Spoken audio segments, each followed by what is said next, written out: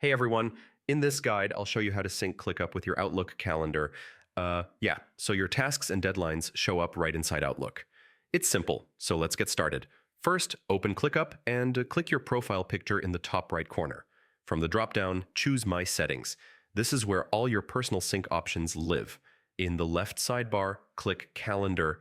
Here you'll see the different ways you can sync ClickUp with outside calendars, including Outlook.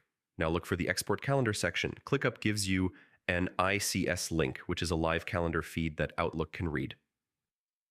Just click Copy to save it. Next, open your Outlook calendar. On the left side, look for Add Calendar. Click it and choose the option Subscribe from Web. A box will appear where you can paste your calendar link, paste the ICS URL you copied from ClickUp, give your calendar a name like ClickUp Tasks, and hit Import. And now Outlook will load your ClickUp tasks. Any tasks with due dates, start dates, or time estimates will show up right inside your Outlook calendar, synced automatically. And that's it. Your ClickUp workspace is now synced with Outlook calendar. You'll always see your deadlines without switching tabs, which is super handy. Thanks for watching, and feel free to check out the next ClickUp guide.